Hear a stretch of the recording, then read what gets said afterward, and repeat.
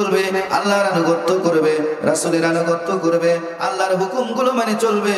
এই মেনে চলার কারণে আল্লাহ পাক বলেন, ফামান তাবিয়া হুদায়া ফালা খাউফুন আলাইহিম ওয়ালা হুম ইয়াহজানুন।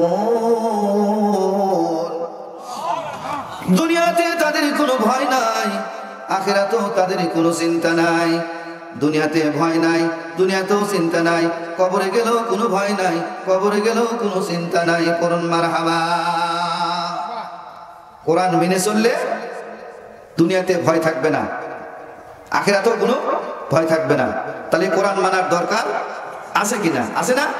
সম্মানিত ভাইরা, আমি আপনাদের সামনে আজকে আলোচনা পেশ করার জন্য এই পবিত্র কোরআনুল কারিমের 111 নং সূরা, 111 নং সূরা, সূরাতুল লাহাব। কোন সূরা? সূরাতুল লাহাব। সূরা লাহাব থেকে আমি তেলাওয়াত করেছি।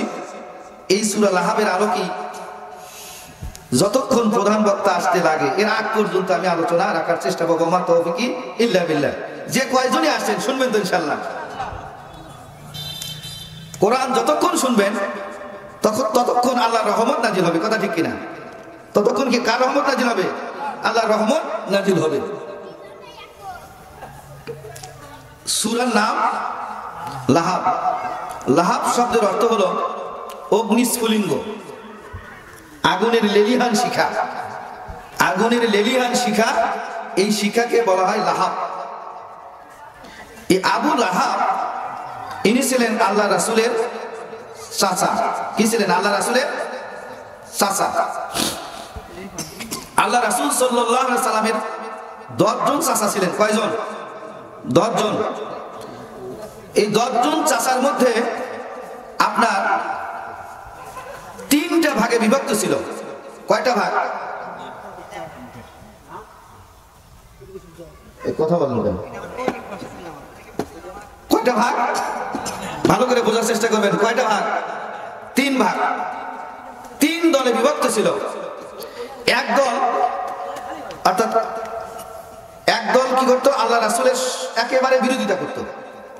আল্লাহ রাসূলের বিরোধী ছিল, একেবারে বিরোধী, শত্রু ছিল। এক দল আপনার আল্লাহ রাসূলের বিরোধিতা করে নাই, তার সমর্থন করেছে, কিন্তু ঈমান গ্রহণ করে না। একদল আল্লাহ রাসূলের বিরোধিতা করছে, ঈমানও গ্রহণ করে নাই, শুধুমাত্র শত্রুতাই করেছে। এই দলের মধ্যে ছিল এই আবু লাহাব। আর যারা আল্লাহ রাসূলকে সহযোগিতা করেছে, সমর্থন করেছে, কিন্তু ঈমান আনে নাই, ঈমান গ্রহণ করে নাই, এদের মধ্যে ছিলেন হলো আবু তালিব। আবু তালিব। আর এক দল যারা আল্লাহ রাসূলের প্রতি ঈমানও এনেছে, আল্লাহ রাসূলকে সহযোগিতাও করেছে, এদের মধ্যে ছিলেন হযরত আব্বাস রাদিয়াল্লাহু তাআলা আনহু, হযরত আমির হামজা রাদিয়াল্লাহু তাআলা আনহু। তাহলে নিজের গোষ্ঠী, নিজের রক্তের যে আত্মীয়, এই আত্মীয়র মধ্যেই আপনার কয় দল? আল্লাহ রাসূলের 3 দল, তাই না? যারা, যে ব্যক্তি সবচেয়ে বেশি শত্রু ছিল এই নিজের গোষ্ঠীর মধ্যে, আপন রক্তের মধ্যে সবচেয়ে বেশি শত্রু আল্লাহ রাসূলের, তিনি ছিলেন হলো আবু লাহাব। নাম ছিল আব্দুল উজ্জা। নাম কি ছিল? আব্দুল উজ্জা। এ খুব সুঠাম দেহের অধিকারী, গৌরবর্ণ, সুঢেল দেহ, এরকম খুব সুন্দর আগুনের লেলিহান শিখায় যে আপনার সুন্দর একটি শিখা দেখা যায়, এরকম তার গায়ের রং ছিল। এর জন্য তাকে বলা হতো আবু লাহাব, গৌরবর্ণ। এই যে আগুনের লেলিহান শিখা যে গৌরবর্ণের মতো লাগে, এরকম তার চেহারা ছিল, তার গায়ের রং ছিল, এই জন্য তাকে বলা হতো আবু লাহাব। এই আবু লাহাব আল্লাহ রাসূল সাল্লাল্লাহু আলাইহি সাল্লাম যখন জন্মগ্রহণ করলেন, পৃথিবীর জমিনে যখন আসলেন, তার একজন দাসী ছিল, নাম ছিল সুহাইব। এই সুহাইব তাকে খবর দিল তোমার ভাতিজা হয়েছে। মুহাম্মদ সাল্লাল্লাহু আলাইহি সাল্লাম পৃথিবীর জমিনে জন্মগ্রহণ করেছে এই খবর তাকে যখন দিল, আবু লাহাব তখন খুশি হয়ে বাড়ি থেকে বের হয়ে পাড়ার লোকজনদেরকে বলতে লাগলো, আমার ছোট ভাই আব্দুল্লাহ দুনিয়া থেকে বিদায় নিয়েছে, কিন্তু তার পরিবারে একজন সন্তান জন্মগ্রহণ করেছে, বংশের বাতি জ্বালানোর মতো একজন হলো। সুবহানাল্লাহি ওয়া বিহামদি। আব্দুল্লাহ দুনিয়া থেকে চলে গেছে। মা আমিনার গর্ভে যে সন্তান ছিল সেই সন্তান ভূমিষ্ঠ হয়েছে, ছেলে সন্তান। এই সন্তান ভূমিষ্ঠ হওয়ার কারণে আবু লাহাব অত্যন্ত খুশি হয়েছিল। খুশি হওয়ার পর তিনি বাড়িতে গেলেন। বাড়িতে গিয়ে যে সোয়াইব তাকে এই খবরটা দিয়েছিল, এই সোয়াইবকে সে আজাদ করে দিল। বলুন সুবহানাল্লাহ। আল্লাহ রাসূলের জন্মের খবর শুনে সোয়াইবকে কি করলো? আজাদ করে দিল। জন্মে খুশি, কিন্তু আল্লাহ রাসূল সাল্লাল্লাহু আলাইহি সাল্লামের উপর যখন কোরআন নাজিল হলো, আল্লাহ রাসূল সাল্লাল্লাহু আলাইহি সাল্লাম যখন ইসলামের দাওয়াত দেওয়া শুরু করলেন, লোকদেরকে যখন ইসলামের দিকে আহ্বান করলেন, তখন শুরু হয়ে গেল তার বিরোধিতা। কথা ঠিক কিনা? তখন শুরু হয়ে গেল তার বিরোধিতা। আমার ভাইরা, আল্লাহ রাসূল সাল্লাল্লাহু আলাইহি সাল্লামের কাছে যখন ওয়ানজির আশিরাতাকাল আকরাবিন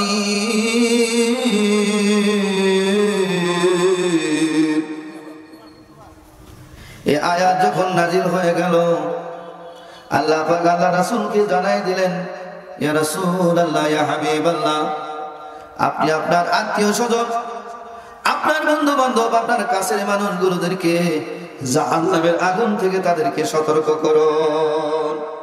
ওয়ানজির আশিরাতাকাল আকরাবিন, হে রাসূল, আপনি আপনার কাছের মানুষ যারা আছে, আত্মীয় স্বজন যারা আছে, তাদেরকে সতর্ক করুন জাহান্নামের আগুন থেকে।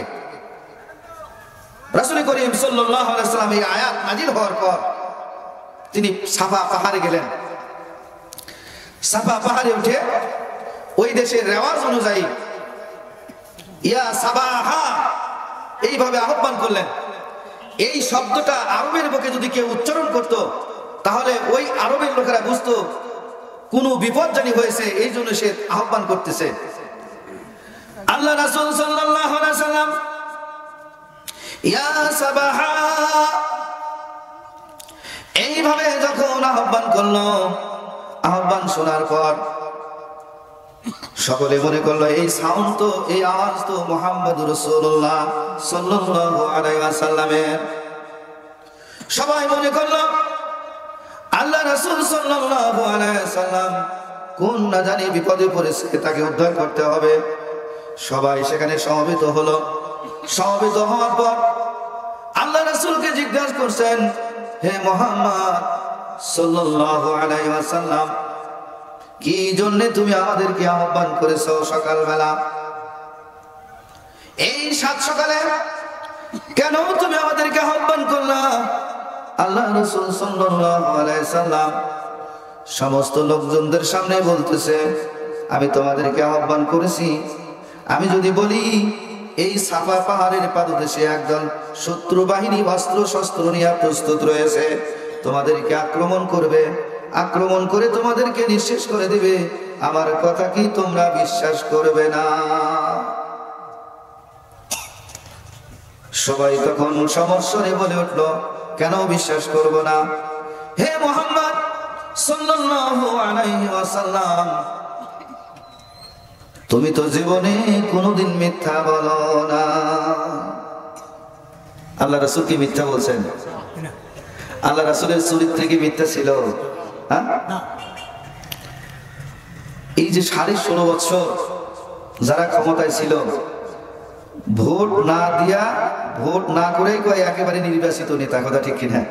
হ্যাঁ, রাতের বেলা ভোট কাটে সকাল বেলা কয় যে এত ভোটে উইন। কথা ঠিক কিনা? এই সত্যি ছিল না মিথ্যা ছিল? হ্যাঁ, মিথ্যা। আল্লাহ রাসূল সাল্লাল্লাহু আলাইহি ওয়াসাল্লাম আরবের লোকেদের মাঝে চলাফেরা, ওঠা বসা, লেনদেন সবকিছু করেছে। একটি মানুষও সাক্ষী দিতে পারে নাই তিনি মিথ্যাবাদী ছিলেন। বলতেছেন, মুহাম্মদ জীবনেতে তুমি মিথ্যা বলো নাই, আজও তুমি মিথ্যা বলবা না। আমরা বিশ্বাস করে নিলাম তুমি যা বলতেছো সত্যি সত্যি বলতেছো। আল্লাহ রাসূল তখন বললেন, হে আমার জাতির লোকেরা, হে আমার আত্মীয় স্বজনেরা, মহান রব্বুল আলামিন আমাকে এই জমিনে প্রেরণ করেছে এই কোরআন দিয়া, নবুয়ত দিয়া, রিসালাত দিয়া। আল্লাহ রাব্বুল আলামিন আমাকে প্রেরণ করেছেন। আমি তোমাদেরকে সেই আখিরাতের ভয় দেখাচ্ছি, জাহান্নামের ভয় দেখাচ্ছি। তোমরা যদি আমার আনুগত্য না করো, আমার কথা যদি তোমরা মেনে না নাও, কোরআনের কথাগুলো যদি মেনে না নাও, তাহলে তোমাদেরকে জাহান্নামের কঠিন শাস্তিতে ভুগতে হবে। কঠিন শাস্তি তোমাদের জীবনে, কঠিন শাস্তিতে তোমাদের পতিত হতে হবে। সবাই চুপচাপ। যে মুহাম্মদ বলে কি, কেউ কোনো কথা বলতেছে না। এই কথা শোনার পর তখন আপনার আবুল আহাব, আল্লাহ রাসূলের চাচা, সম্পর্কীয় চাচা, একবারে রক্ত সম্পর্কীয় চাচা, মাথা আলোক করে বলতেছেন, মুহাম্মদ তাব্বা লাকা, তুমি ধ্বংস হও।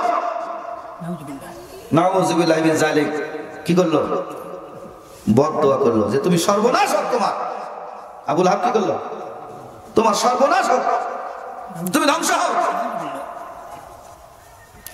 আলিহাযা জামাআতানা, মুহাম্মদ তুমি কি এই কারণে আমাদেরকে এখানে ডাকছো? এই কথা বলে তিনি একটা পাথর নিলেন, নিয়ে তার দিকে নিক্ষেপ করলেন। আয়াত নাযিল হয়ে গেল, তাব্বাত ইয়াদা আবি লাহাবি ওয়া তাব। আল্লাহ রাব্বুল আলামিন জানাই দিলেন পৃথিবীর মানুষদেরকে, আল্লাহ রাসূলকে যে বলছে সর্বনাশ ধ্বংস হও, আল্লাহ পাক বলছেন, ও আবুল আহাব তোমার দুই হাত ধ্বংস হয়ে গেছে। তোমার দুই হাত ধ্বংস হয়ে গেছে। তাব্বাত, ধ্বংস হয়ে গেছে, বিনষ্ট হয়ে গেছে তোমার দুই হাত। ওয়া তাব, এবং তুমি নিজেও ধ্বংস হয়ে গেছো। এই আবুল আহাব আপনার খুবই ধনাঢ্যবান, খুবই ধনাঢ্যবান লোক ছিল। অনেক অর্থ, সূর্য, বীর্য, অনেক সম্পদশালী ছিলেন তিনি। আল্লাহ রাসূল সাল্লাল্লাহু আলাইহি সাল্লাম যেখানে যেতেন, যে বাজারেই যেতেন, ইসলামের দাওয়াত দিতেন, উনি পিছে পিছে যেতেন। উনি পিছে পিছে যেতেন, পিছে পিছে গিয়ে বলতো, এ লোক হলো বেদীন, বলছে যে আমাদের যে বাপদাদার যে ধর্ম, সে ধর্ম ছেড়ে বেদীন হয়ে গেছে, অতএব সে মিথ্যাবাদী, তোমরা তাকে বিশ্বাস করো না। আল্লাহ রাসূল সাল্লাল্লাহু আলাইহি সাল্লাম এই কথাগুলো শুনে মনে কষ্ট পেতেন। বড় শত্রু ছিল। আবু লাহাবের বাড়ি আল্লাহ রাসূলের বাড়ি, যারা মক্কায় গেছেন, মক্কায় গেছেন, আল্লাহ রাসূলের যে বাড়ি আর আবু লাহাবের বাড়ি একেবারে পাশাপাশি, এক পাশে। আল্লাহ রাসূলকে এত কষ্ট দিয়েছে। আল্লাহ রাসূলের ওই বাড়িতে যখন চুলায় ভাত উঠাই দিয়েছে, তরকারি উঠাই দিয়েছে, এই মুড়ো থেকে আপনার আবু লাহাবের স্ত্রী উম্মে জামিল এই মুড়ো থেকে পাঁচির উপর দিয়ে আপনার ময়লা ফেলে দিয়েছে। নাউযুবিল্লাহি মিন যালিক। আল্লাহ রাসূল সাল্লাল্লাহু আলাইহি সাল্লাম যখন নামাজে গেছে, নামাজে নারী ভুঁড়ি, আপনার পশুর নারী ভুঁড়ি তার মাথার উপরে দিয়েছে। এত কষ্ট দিয়েছে আল্লাহ রাসূলকে। সম্মানিত উপস্থিতি, এই আবু লাহাব ধ্বংস হয়ে গেছে। আল্লাহ রাব্বুল আলামিন নাজিল করলেন। যখন নাজিল করলেন তখন তিনি কিন্তু ধ্বংস হন নাই, কিন্তু আল্লাহ পাক অতীতকালের শব্দ ব্যবহার করে তিনি জানাই দিলেন যে এই আবু জেহেল এমন ভাবে ধ্বংস হবে, এমন ভাবে নিপাত যাবে, পৃথিবীর ইতিহাস হয়ে থাকবে। আবু জেহেল, এই আবু লাহাব আল্লাহ রাসূলকে কতই না কষ্ট দিয়েছে। আবু লাহাবের দুইটি ছেলে ছিল, এক একটি ছেলের নাম ছিল উতবা, আরেকটি ছেলের নাম ছিল উতাইবা। এই উতবা এবং উতাইবার সাথে আল্লাহ রাসূলের দুইজন কন্যা উম্মে কুলসুম এবং রুকায়া, এই দুইজন মেয়েকে আবু লাহাবের দুই ছেলের সাথে বিবাহ দিয়েছিলেন ইসলামের পূর্বে, নবুয়তের পূর্বে। আল্লাহ রাসূলের দুই কন্যা, আবু লাহাবের দুই ছেলে, এই দুই ছেলের সাথে কিন্তু আত্মীয়তার বন্ধন হয়েছিল, বিবাহ হয়েছিল। বোঝা যায় ইসলাম গ্রহণের আগে, ইসলাম প্রচারের আগে আল্লাহ রাসূলের সাথে তাদের পারিবারিক কত দহরম মহরম ছিল, কথা ঠিক কিনা? আল্লাহ রাসূল সাল্লাল্লাহু আলাইহি সাল্লামের উপর যখন কোরআন নাজিল হওয়া শুরু করলো, আল্লাহ রাসূল যখন ইসলামের দাওয়াত দেওয়া শুরু করলেন, ইসলামের দাওয়াত দেওয়া শুরু করার পরই আবু লাহাবের সাথে শত্রুতা শুরু হয়ে গেল।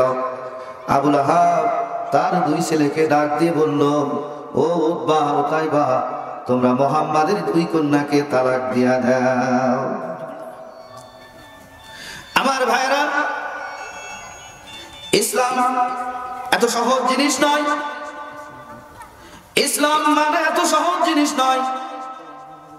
আল্লাহ পাক বলতেছেন, আম হাসিবতুম আন তাদখুলুল জান্নাতা ওয়ালাম্মা ইয়া'লামিল্লাহুল্লাযীনা জাহাদু মিনকুম ওয়া ইয়া'লামাস সাবিরিন।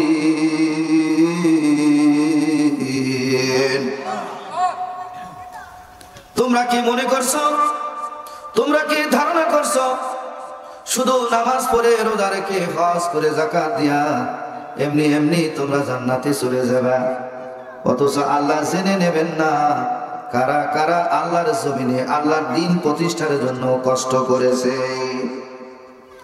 আল্লাহর জমিনে আল্লাহর দ্বীন প্রতিষ্ঠার জন্য জিহাদ করেছে। এই জিহাদ না দেখা পর্যন্ত কেউ জান্নাতে যেতে পারবে না।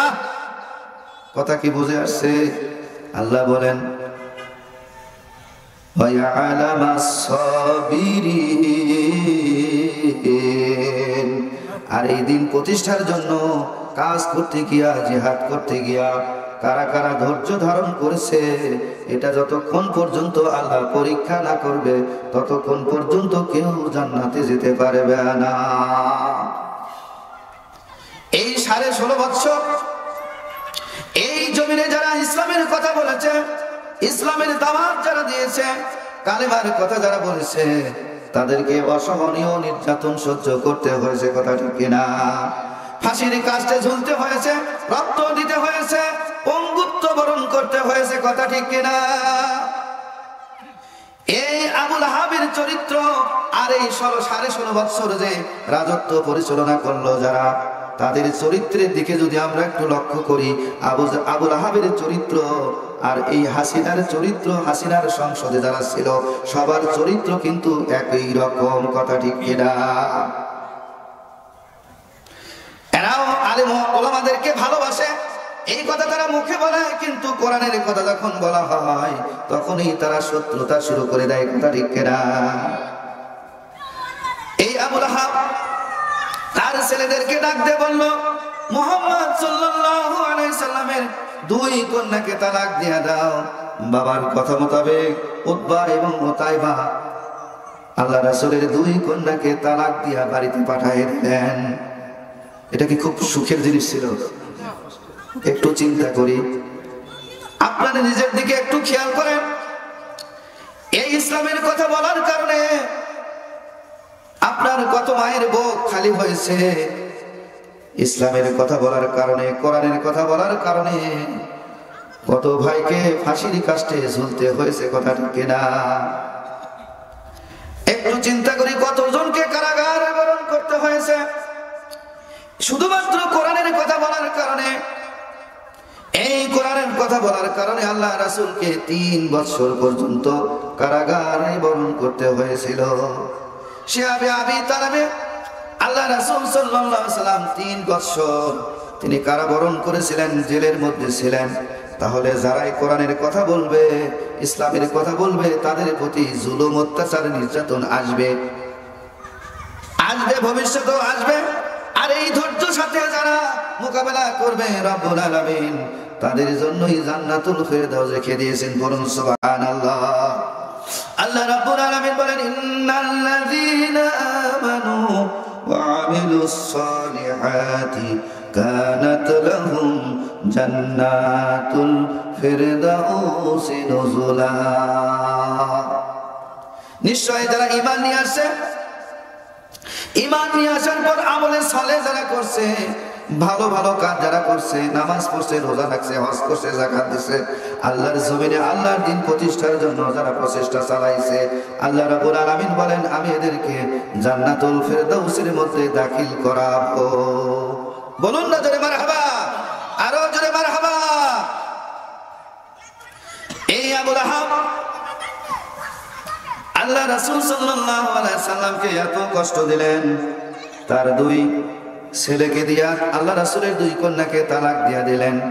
এই উতাইবা একদিন আল্লাহ রাসূলের সাথে বেয়াদবি করলেন, আল্লাহ রাসূলের দিকে থুতু নিক্ষেপ করলেন। থুতু নিক্ষেপ করার কারণে এই থুতুটা আল্লাহ রাসূলের গায়ে শরীর মুবারকে পড়ে নাই, কিন্তু আল্লাহ রাসূল সাল্লাল্লাহু আলাইহি সাল্লাম উতাইবাকে বদদুয়া করলেন।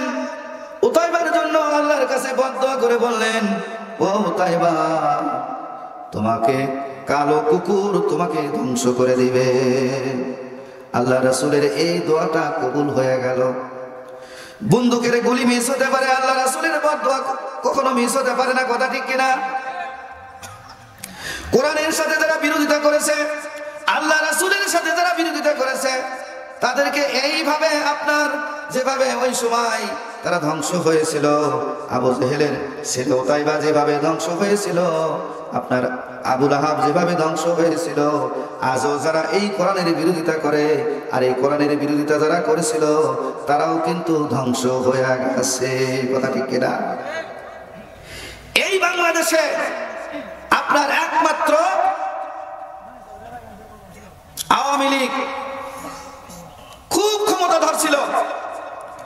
5ই আগস্টের আগে আপনার 14 দল মিলা বৈঠক করে আপনার বাংলাদেশ জামাত ইসলামকে তারা নিষিদ্ধ করলো, কথা ঠিক কিনা?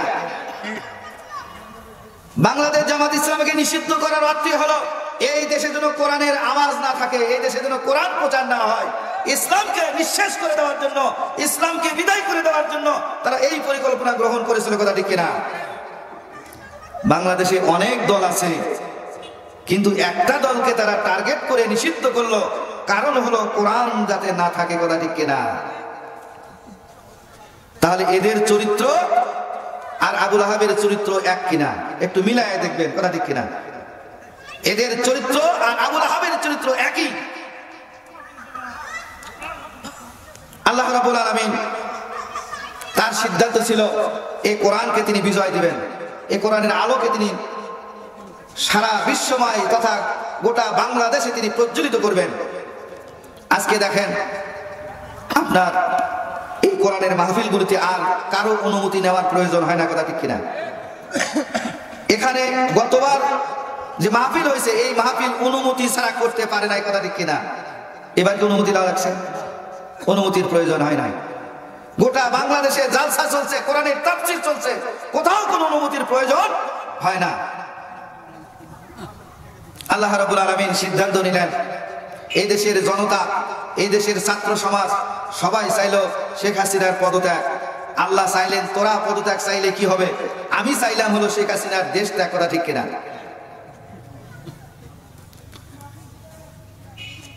পৃথিবীর ইতিহাস এইরকম কোথাও নাই যে একসাথে আপনার প্রধানমন্ত্রী পদত্যাগের সাথে, দেশ ত্যাগের সাথে আপনার মন্ত্রী, এমপি, আপনার যত বড় বড় লিডার, এমনকি জাতীয় মসজিদের ইমাম সহ সকলেই পালাতে বাধ্য হলো, কথা ঠিক কিনা?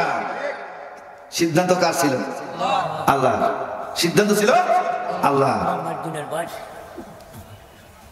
তারা কোরআনের বিরোধিতা করেছিল।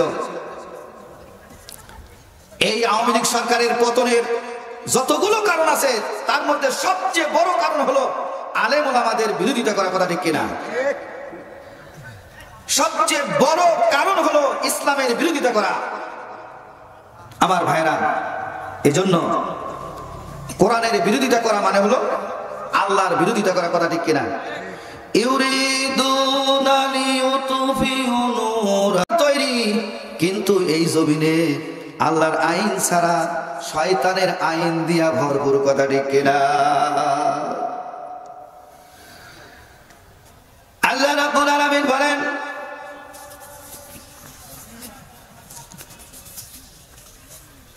তোমরা যদি আমার আইনকে না মানো, আল্লাহ পাক বলতেছেন ওয়াল্লাযীনা আমানু ইউকাতিলুনা ফি সাবিলিল্লাহ ওয়াল্লাযীনা কাফারু ইউকাতিলুনা ফি সাবিলিত তাগুত।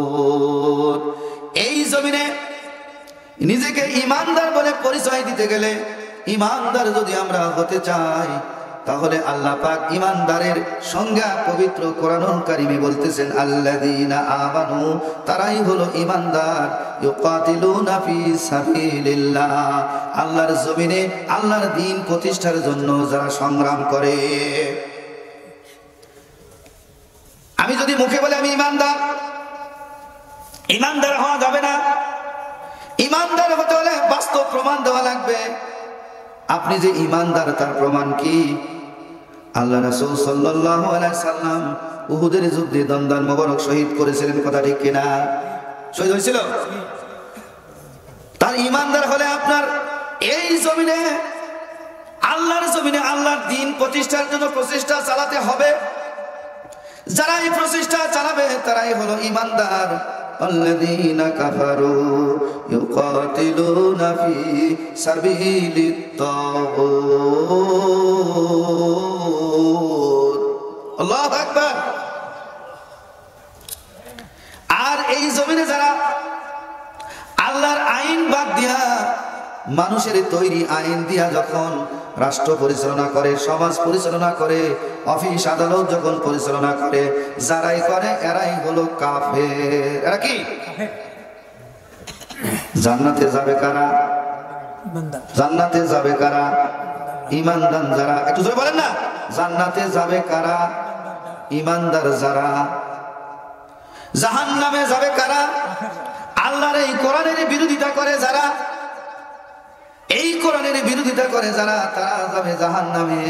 আল্লাহ রাব্বুল আলামিন বলতেছেন ওয়াসিফাল্লাযীনা কাফারু ইলা জাহান্নামা যুমারা হাত্তা ইযা জাউহা ফুতিহাত আবওয়াবুহা ওয়া ক্বালা লাহুম খাযানাতুহা আলাম ইয়াতিকুম রুসুলুম মিনকুম ইয়াতলুনা আলাইকুম আয়াতি রাব্বিকুম ওয়া ইউনজিরুনাকুম লিকা ইয়াউমিকুম হাযা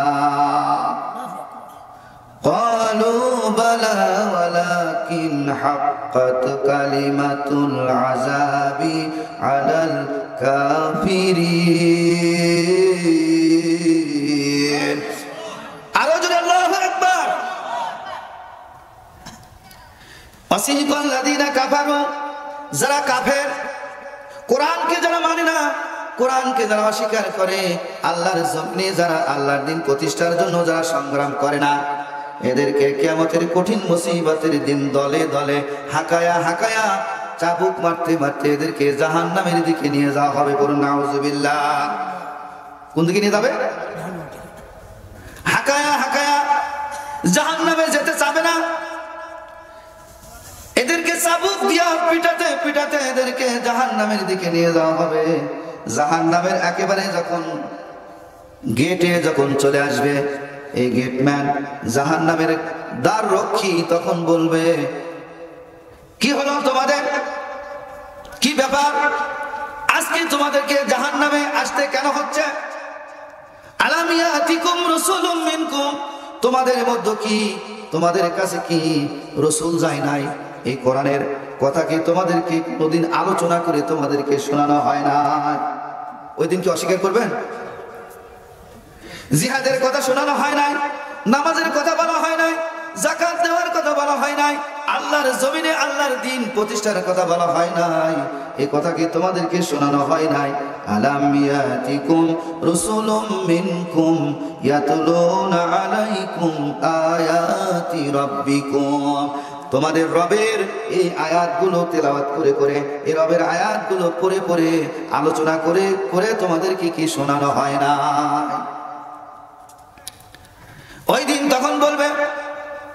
বালা, হ্যাঁ আমরা শুনেছিলাম, জিহাদের কথা শুনেছিলাম, জিহাদ করি নাই। আল্লাহর জমিনে আল্লাহর দিন প্রতিষ্ঠার কথা শুনেছিলাম, দিন প্রতিষ্ঠা করি নাই। শুধু বলেছিলাম হজ করে আসি, দল মত বুঝি না, শুধু মসজিদে যাব আর নামাজ পড়বো, এত কিছু বুঝি না। হজ করে আসছি, কিছুই করা যাবে না, কথা ঠিক কিনা? হজ হলো ইসলামের একটা রকম, কথা ঠিক কিনা? নামাজ ইসলামের একটা রকম, যাকাত ইসলামের একটা রকম।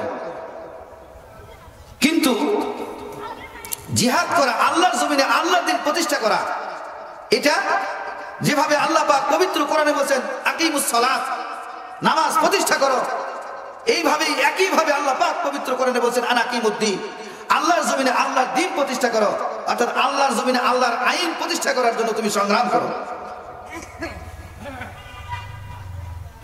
হাদিস শরীফের মধ্যে আসছে আল্লাহ রাসূল সাল্লাল্লাহু আলাইহি সাল্লাম বলছেন, যে ব্যক্তি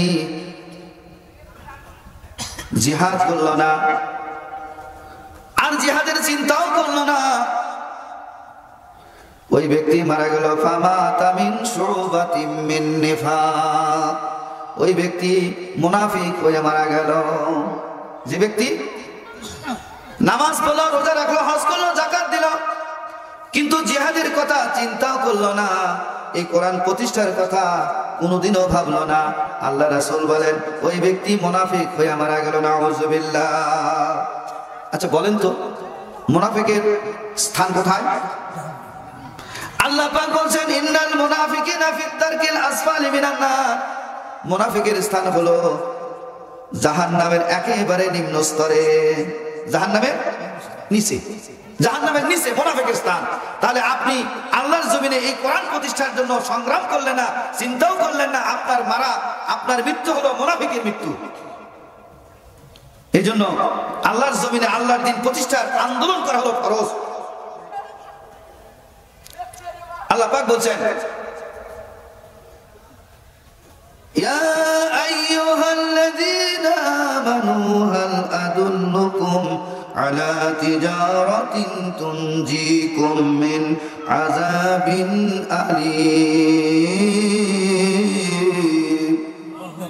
ঈমানদারদেরকে লক্ষ্য করে বলতেছেন, ও ঈমানদারেরা, ঈমান যারা আনছো, কোরআন মানছো, ঈমানও আনছো, এই ঈমানদারদেরকে আল্লাহ পাক বলতেছেন আমি কি তোমাদেরকে এমন একটি ব্যবসার খবর দিব না যে ব্যবসা তোমাদেরকে জাহান্নামের কঠিন আযাব থেকে তোমাদেরকে নাজাত দেবে? বলুন মারহাবা। ওই ব্যবসা হলো আল্লাহর জমিনে আল্লাহর দিন প্রতিষ্ঠা করার ব্যবসা। এই ব্যবসা যদি না করি, আল্লাহ রাব্বুল আলামিন আমাদেরকে কঠিন আযাব থেকে আমাদেরকে নাজাত দেবেন না, কথা ঠিক কিনা? তাহলে আযাব থেকে, জাহান্নাম থেকে মুক্তির উপায় হলো আল্লাহর জমিনে আল্লাহর দিন প্রতিষ্ঠার জন্য সংগ্রাম করা। আমরা কারা কারা করতে রাজি আছি? একটু হাত তুলে দেখুন তো, একটু হাত তুলে। লিল্লাহে তাকবীর, লিল্লাহে তাকবীর। আল কোরআনের আলো সংসদে জালো, আল হাদিসের আলো নারায়ে তাকবীর। আগামী যে সংসদ নির্বাচন আসতেছে, এই সংসদ নির্বাচনে আপনি কি কোরআন দেখতে চান? দেখতে চান? আপনার সব তো দেখা শেষ, কথা ঠিক কিনা? হ্যাঁ, সব দেখা শেষ। হ্যাঁ, আগামীতে হবে কোরআনের বাংলাদেশ, কথা ঠিক কিনা? সব দেখা শেষ, আগামীতে হবে কোরআনের বাংলাদেশ। আমার ভাইরা, তাহলে আবুল আহাব ধ্বংস হয়ে গেছে। আল্লাহ পাক বলেন মা আগনা আনহু মালুহু ওয়া মা কাসাব, তার যে ধন সম্পদ ছিল আর এইগুলো যা সে উপার্জন করেছিল, যা কামাই করেছিল, এইগুলো তার কোনো কাজে আসে নাই। আবুল আহাবের কোনো কাজে আসছিল? কাজে আসছিল? এই আবুল আহাব সে বলতেছিল যে মুহাম্মাদের কথা যদি সত্যি হয়, মুহাম্মদ সাল্লাল্লাহু আলাইহি ওয়াসাল্লামের কথা যদি সত্যি হয়, সে যে জাহান্নামের ভয় দেখাচ্ছে, আগুনের ভয় দেখাচ্ছে, এই কথা যদি সত্যি হয়, তাহলে আমি তো অনেক অর্থের বিত্তের মালিক, আমার অনেক সম্পদ আছে, অনেক অর্থ আছে, আমি এই অর্থ সম্পদ কিয়ামতে আল্লাহকে ফিদিয়া দিয়া আমি ওই জাহান্নামের আগুন থেকে বেঁচে যাব। নাউযুবিল্লাহি মিন যালিক। আল্লাহ পাক আয়াত নাযিল করে জানাই দিচ্ছেন, মা আগনা আনহু মালুহু ওয়া মা কাসাব। ও পৃথিবীর মানুষ, তোমরা সম্পদের বড়াই করো, তোমাদের অর্থ আছে, বিত্ত আছে, সম্পদ আছে। আবু লাহাব বলতো, আমার যে সম্পদ আছে, মুহাম্মাদের কথা যদি সত্যি হয় জাহান্নাম থেকে থাকে, আমার সম্পদ দিয়া কিয়ামতের কঠিন মুসিবতের দিন আল্লাহকে ফিদিয়া দিয়া এই সম্পদের বিনিময়ে আমি জাহান্নাম থেকে বাঁচবো। আল্লাহ পাক পৃথিবীর মানুষকে জানাই দিলেন, ও আবু লাহাব, তুমি যা বলতেছো এটা সঠিক নয়। আল্লাহ জানাই দিচ্ছেন, মা আগনা আনহু মালুহু ওয়া মা কাসাব। আবু লাহাব, তোমার কোনো প্রয়োজন আসে নাই, তুমি কোনো উপকার গ্রহণ করতে পারো নাই। মালুহু, তোমার সম্পদ এবং তুমি যা উপার্জন করেছো এগুলো তোমার কোনো কাজে লাগবে না। কথা কি বুঝে আসছে আমার ভাইরা? আল্লাহ রাব্বুল আলামিন বলেন, সায়াসলা নারান যাতা লাহাবি ওয়া আমরাতুহু হাম্মালাতাল হাতাব। অশিরিষে লিলিহান শিখা অগ্নিতে সে প্রবেশ করবে। ওয়ামরাতুহু, সে নিজে নাই, শুধু তার সাথে তার স্ত্রীও জাহান্নামে যাবে।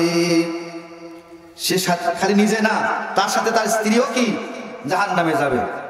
এই আবু লাহাবের স্ত্রী উম্মে জামিল, নাম ছিল কি? উম্মে জামিল। জামিল মানে হলো সুন্দর, উম্মে জামিলা সুন্দরী। হাসিনা মানে কি বলেন তো? হাসিনা মানেও কিন্তু সুন্দরী। হাসিনার চরিত্র, উম্মে জামিলার চরিত্র একই রকম। আপনার অসংখ্য হাফিজকে গুলি করে হত্যা করছে, কথা ঠিক কিনা? কোরআনের পাখিদেরকে হত্যা করেছে, কথা ঠিক কিনা? এই উম্মে জামিলা আল্লাহ রাসূলকে আপনার বন থেকে, জঙ্গল থেকে কাষ্ঠ নিয়ে এসেছে, কাঁটাযুক্ত কাষ্ঠ নিয়ে এসেছে আল্লাহ রাসূলের রাস্তায় বিছিয়ে দিয়েছে আল্লাহ রাসূলকে কষ্ট দেওয়ার জন্য। তাহলে যারা আল্লাহ রাসূলকে যারা বিরোধিতা করেছে, বিরোধিতা করতে গিয়ে যারা সহযোগিতা করেছে, তারাও কি জাহান্নামে যাবে, কথা ঠিক কিনা? এই কোরআনকে প্রতিষ্ঠার কাজে যারা বাধা দিবে, যারা বিরোধিতা করবে, যারা সহযোগিতা করবে, সকলেই কোথায় যাবে? কোরআন বুঝতে হবে আমার ভাইরা। আসুন, ওই জাহান্নাম থেকে যদি আমরা মুক্তি পেতে চাই, আল্লাহ রাব্বুল আলামিন বলেন, তুমিনুনা বিল্লাহি ওয়া রাসূলিহি ওয়া তুজাহিদুনা ফি সাবিলিল্লাহ। জাহান্নাম থেকে যদি তোমরা মুক্তি পেতে চাও, জাহান্নামের আগুন থেকে যদি তোমরা পরিত্রাণ পেতে চাও, আল্লাহ পাক আমাদেরকে গাইডলাইন দিচ্ছেন। আল্লাহ পাক বলতেছেন, তুমিনুনা বিল্লাহ। ঈমানদারদেরকে সম্বোধন করে বলেন, ও ঈমানদারেরা, তুমিনুনা বিল্লাহ, আল্লাহর প্রতি তোমরা ঈমান আনো।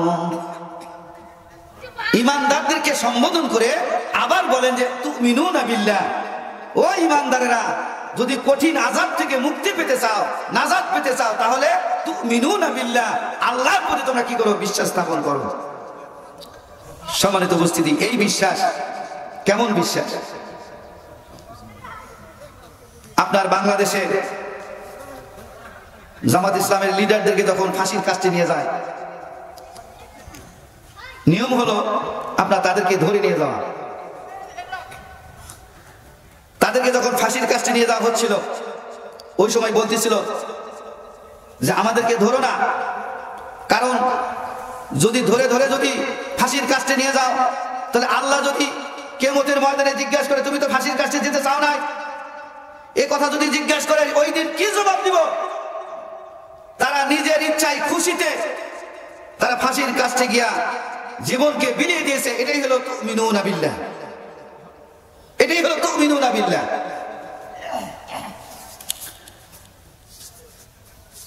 একজনকে বলা হলো, তোমার আজকে ফাঁসি, 3 ঘন্টা পর ফাঁসি।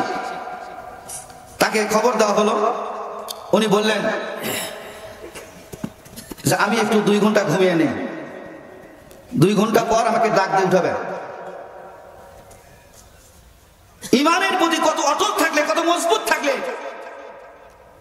একজন লোক 3 ঘন্টা পর ফাঁসি হবে, কোনো টেনশন নাই, কোনো হেজিটেশন নাই, বলতেছে যে আমি 2 ঘন্টা আগে ঘুমাই নেই। মীর কাসেম আলী ভাই, ইসলামী ব্যাংকের প্রতিষ্ঠাতা, উনি বলছেন আগে 2 ঘন্টা ঘুমিয়ে নেই।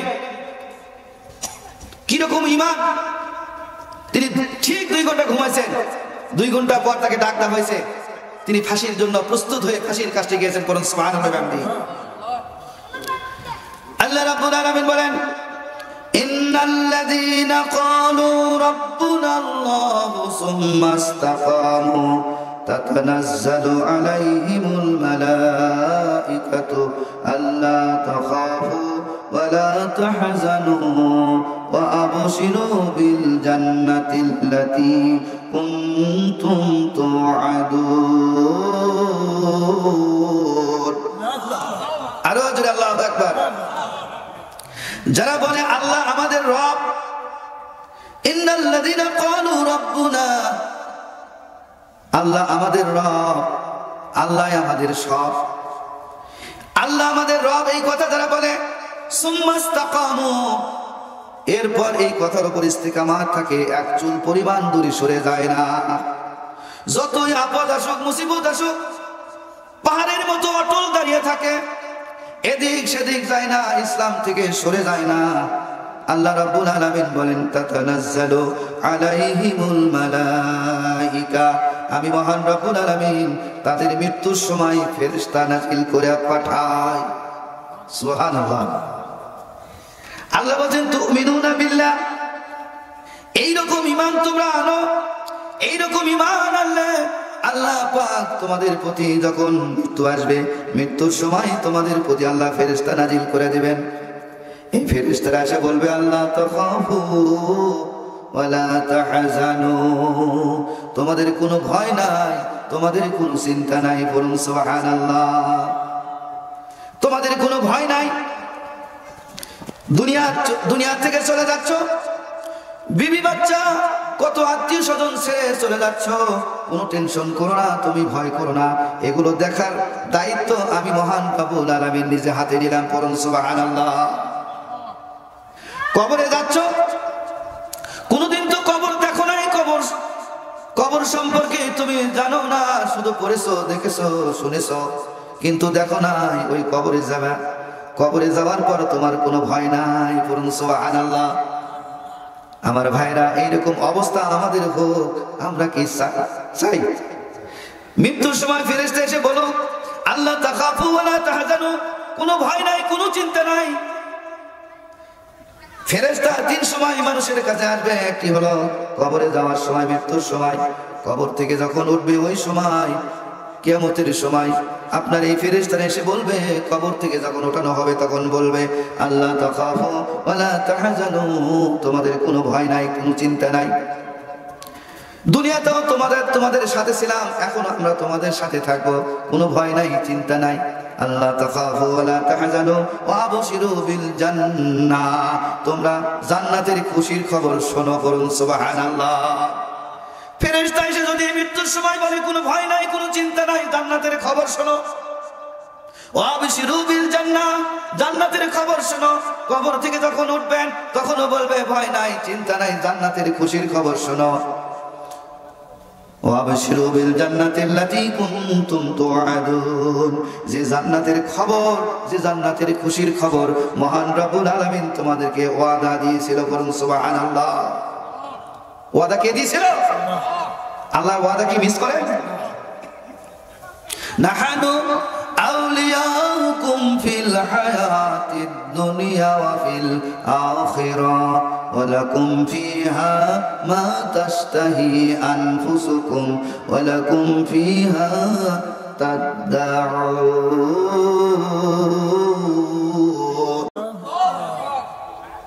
ওই ফেরেশতারা বলবে, দুনিয়াতে আমি তোমাদের সাথেই ছিলাম, নাহানু আউলিয়াকুম, আমরা তোমাদের বন্ধু ছিলাম, আমরা তোমাদের অভিভাবক ছিলাম, তোমাদের ওলি ছিলাম। নাহানু আউলিয়াউকুম ফিল হায়াতিদ দুনিয়া, দুনিয়াতেও তোমাদের বন্ধু ছিলাম। ওয়া ফিল আখিরাহ, আর আখিরাতেও আমরা তোমাদের বন্ধু হিসেবেই থাকবো। আরো জোরে মারহাবা। আল্লাহ রাব্বুল আলামিন আরো বলেন, নাহানু আউলিয়াউকুম ফিল হায়াতিদ দুনিয়া ওয়া ফিল আখিরাহ ওয়া লাকুম ফিহা মা তাশতাহি আনফুসুকুম ওয়া লাকুম ফিহা মা তাদউন। আল্লাহ পাক বলতেছেন, তোমাদের কোনো ভয় নাই, চিন্তা নাই, তোমরা খুশির খবর শুনো। তোমরা মা তাশতাহি আনফুসুকুম, তোমাদের মন যা চায় এই জান্নাতের মধ্যে উপভোগ করতে থাকো। আরো জোরে মারহাবা। দুনিয়াতে আপনি যা চান তাই কি পাবেন? পাবেন?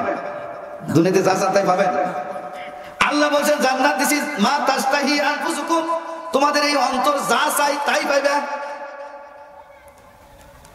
এই সময় কাঁঠাল নাই, আপনার মন চাইছে একটু কাঁঠাল খাওয়ার জন্য, আপনার মন যা চাই সাথে সাথে আপনার কাঁঠাল আপনার সামনে হাজির হয়ে যাবে। পড়ুন সুবহানাল্লাহ। আকাশ দিয়া ভুনা পাখি উড়ে যাবে, আপনার মন চাইবে ওই পাখিটা যদি আমার কাছে ভুনায় আসতো কতই না ভালো হতো। আপনার মন চাইছে, আল্লাহ রাব্বুল আলামিন সাথে সাথে ওই পাখিটা ভুনা করে আপনার সামনে দেওয়া হয়ে যাবে। বলুন সুবহানাল্লাহ। মা তাশতাহি আনফুসুকুম, তোমাদের মন যা চাইবে তোমরা তাই পাইবা। ওমা তাদউন, শুধু তাই নয়, তুমি যা দাবি করবা সেটাও তোমাদেরকে দেওয়া হবে। বলুন সুবহানাল্লাহ। দাবি, দাবি বোঝেন? আপনার ছেলে ভালো রেজাল্ট করছে, আপনি বলেছিলেন যদি ভালো রেজাল্ট করতে পারে তাহলে তোমাকে একটা মোটরসাইকেল দিব। ছেলে আপনার কাছে দাবি করেছিল রেজাল্ট আমি ভালো করব, কিন্তু আমাকে দামি একটা মোটরসাইকেল দিতে হবে। আপনি দাবি করেছিলেন, ছেলে দাবি করেছে, আপনি পূরণ করেছেন। এরকম ভাবে আল্লাহ রাব্বুল আলামিনের কাছে আপনি যা দাবি করবেন আল্লাহ পাক আপনাকে তাই দিয়ে দিবেন। পড়ুন সুবহানাল্লাহ। কিন্তু আপনাকে আল্লাহর জমিনে আল্লাহর দ্বীন প্রতিষ্ঠার জন্য এক নম্বর কাজ হলো তুমিনুনা বিল্লাহি ওয়া রাসূলিহি, আল্লাহর প্রতি ঈমান আনা আর আল্লাহ রাসূলের আনুগত্য করা। আল্লাহ এবং আল্লাহ রাসূলকে মেনে নেওয়া, আল্লাহ এবং আল্লাহ রাসূলের প্রতি বিশ্বাস স্থাপন করা। অর্থাৎ কোন ক্রমেই আল্লাহ এবং আল্লাহ রাসূলের দল থেকে সরে না। আল্লাহ বলেন ৩ নম্বর কাজ হলো ওয়াতুজাহিদুনা ফি সাবিলিল্লাহি বিআমওয়ালিকুম ওয়া আনফুসিকুম যালিকুম খায়রুল লাকুম ইন কুনতুম তা'লামুন। ৩ নম্বর কাজ হলো ওয়াতুজাহিদুনা ফি সাবিলিল্লাহ, আল্লাহর জমিনে আল্লাহর দ্বীন প্রতিষ্ঠার জন্য সংগ্রাম করা, জিহাদ করা। আচ্ছা, এই কাজটা করতে কারা কারা রাজি আছেন? একটা হাত তোলেন তো দেখি। সবাই তো হাত তুলতেছে না, কি ব্যাপার? আল্লাহকে দেখান। আল্লাহ যারা হাত তুলেছে আল্লাহ আমাদের সকলকে এই কাজে শরীক হওয়ার তৌফিক দান করে দাও। সকলে বলি আমিন। আল্লাহর জমিনে আল্লাহর দ্বীন প্রতিষ্ঠার জন্য মুজাহাদা করা, জিহাদ করা, সংগ্রাম করা, আন্দোলন করা।